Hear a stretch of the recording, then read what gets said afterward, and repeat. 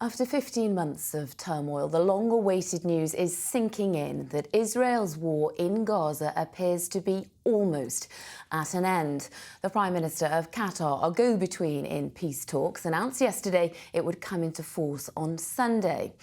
It will be guaranteed by Qatar, Egypt and the US, who have been involved in ceasefire talks from the start. It will begin with an initial 6-week pause in fighting. The first phase of the deal will involve Hamas releasing 33 hostages over that 6-week period. Israel will also release 30 Palestinian prisoners for every civilian hostage of theirs that is returned. There will also be an increase in the amount of aid allowed into Gaza, 600 lorry loads every day. Israel will begin withdrawing troops but keep a presence in the Philadelphia corridor in the south of Gaza and also in the buffer zone along the Israel-Gaza border. Negotiations for the second phase of the deal will begin 16 days into the first phase. This phase will involve the release of all remaining hostages, including male soldiers, as well as arrangements for a permanent ceasefire and the complete withdrawal of Israeli soldiers. The third and final phase would be expected to include the reconstruction of Gaza under the supervision of Egypt, Qatar and the UN. It would also involve the return of any remaining bodies of dead hostages. Today, the Israeli government has delayed a meeting to approve that deal, accusing Hamas of reneging on details of the agreement at the last minute. Now, in a moment, we'll get the latest on that from our international editor, Emma Murphy, who's in Jerusalem. But first, our senior international correspondent, John Irvine, reports on the deal to deliver an end to the bloodiest conflict Gaza has ever seen. The Palestinians of Gaza rediscovered their ability to celebrate. They believe that January the 15th has delivered their salvation, and so the streets burst into life. On show was unbridled joy, because after 467 days of failure, today was the peacemakers' day to announce success. Good afternoon. It's a very good afternoon, because at long last I can announce a ceasefire and a hostage deal has been reached between Israel and Hamas. After all the death, destruction and hardship, Gazans are hoping that this breakthrough heralds an end to the wretched and terrifying existence they've had to endure. We are facing everything bad in this 15 months, and thankfully we are still alive. We are waiting for this moments of survival, actually. Thank you so much. In the center of Tel Aviv, on the plaza renamed Hostage Square, many Israelis gathered, hoping to hear that the dream they've been dreaming for 15 months was really coming true. Any reluctance to believe it is understandable. This all began with Hamas inflicting on Israel its darkest ever day, and ended up being the deadliest war ever for the Palestinian people. The catastrophic levels of destruction and the shocking civilian death toll on the Strip reverberated far and wide. Gaza's systematic demolition threatened to ignite this region, stirring other conflicts stretching from Lebanon to Iran and Yemen. Now this incendiary war may at long last be coming to an end. The first Israeli hostages should be set free soon, and the process is likely to be similar to what happened during that brief lull in the fighting way back in November 2023. However, it's now more than a year later, and Israeli hospitals have been told to expect the newly released captives to be in a far worse condition than these people were. So hostages like the Bibas family may be free within days. The baby's second birthday is on Saturday.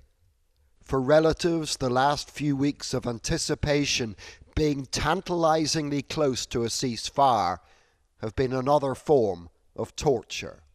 It's time to end this war.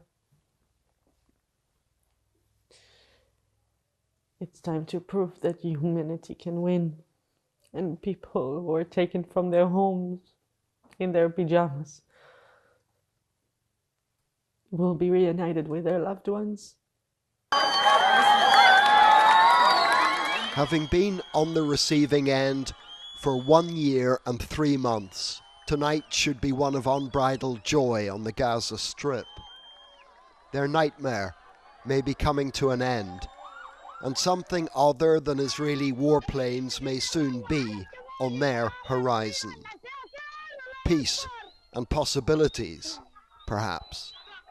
John Irvine, Tel Aviv. Well, despite the celebrations you saw there in Gaza and beyond, not all Israelis are pleased an agreement has finally been reached. In Jerusalem, coffins covered in Israeli flags were laid out as part of an anti-ceasefire demonstration in protest against the deal. Some members of the Israeli government have also long considered a ceasefire to be a concession of defeat. Meanwhile, the Israeli military has stepped up attacks since yesterday evening's announcement. At least 73 Palestinians have been killed in the hours between then and now, according to the Hamas-run Civil Defence Agency. Well, let's go to our international editor, Emma Murphy, in Jerusalem. Emma, as we mentioned, the Israeli cabinet's meeting has in fact been delayed today. Is that cause for any concern, do you think? Well, I think the feeling very much is that both sides in this want to get the deal to fruition. And so whilst it is a cause for concern that cabinet meeting hasn't taken place, I don't think too much should be read into it. I've just spoken to a contact within the Israeli government, and they tell me that they can't put an incomplete deal to the cabinet to vote on, and that's why they haven't done it so far. But they remain committed to this deal and to bringing the hostages home. So I think that whilst Israel are trying to accuse Hamas of backtracking and creating some kind of obstacle to this peace, I don't think it is actually going to put the whole thing in jeopardy. Also, Hamas is suggesting that Israel are using smoke and mirrors to try and change the dynamic of the situation, but they too remain committed. And let's not forget, there is massive pressure on both of those parties to get this deal in place by 12:15 on Sunday. So whilst there is a delay to that cabinet meeting, it may not lead to a delay or even the complete scrapping of this entire deal. It does, in fact, highlight the fragility of this deal, Emma. How do you currently assess the long-term prospects of it?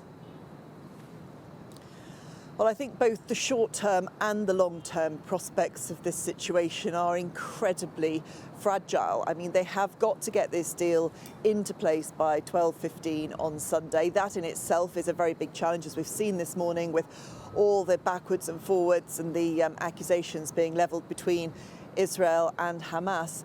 So there's that issue, but then there are all the phases in terms of trying to get to the end of this whole proposal, and that is incredibly time-consuming. It is also potentially incredibly volatile, because one slip by either side does potentially have a very significant effect on this deal. And this is why so much has needed to be absolutely nailed down in advance, so that both parties know exactly what they are doing, so that they can try and keep it on the road as much as possible. And I think that international pressure that we've spoken about, particularly pressure from the US and incoming President Donald Trump, is likely to be the best chance that there is of keeping it along the road that it is currently on.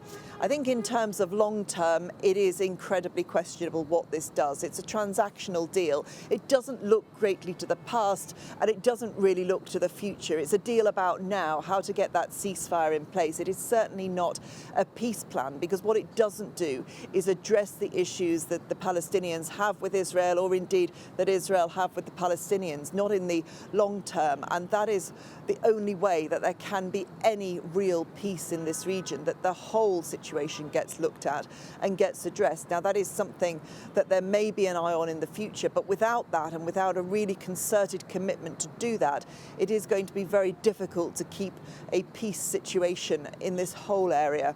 And I think that that is what the real hard work will have to go into in the months ahead, to try and find a way to have a sustainable, lasting peace, to try and avoid what we've seen over the past 15 months. Because if that isn't the case, it will mean that what we've seen over the last 15 months may have been the worst iteration of what we have seen over so many years, but it will not be the last, and the risk of further conflict, further bloodshed in Gaza and indeed in the wider region will continue. Emma in Jerusalem, thank you for that insight.